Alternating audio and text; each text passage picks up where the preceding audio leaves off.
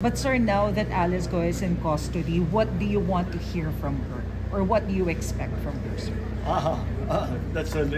Those are two very different questions. What I want to hear from her is for her to lay out exactly how these mogos became such a large, it's basically a criminal enterprise.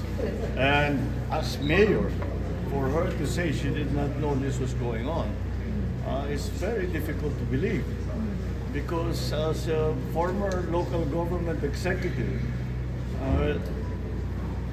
it seems impossible that an operation that is a few hundred meters away from my own office, na hindi ko alam yung nangyayari doon, illegal na ganitong kalaki na operation. Kaya sana may paliwanag na kung bakit hindi niya alam. At kung paano bilang isang mayor na hindi niya malaman kung ano yung nangyayari doon sa bayan niya na ganyan kalaki na problema. Tapos marami pa siyang kasagutin.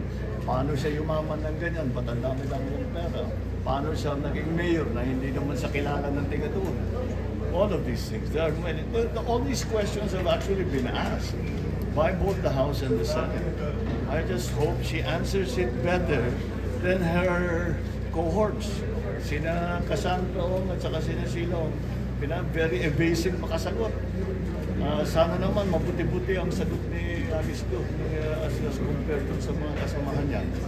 Because it will not help her at all to be evasive. Mas bibigat ang magiging problema niya kung hindi siya magsabi ng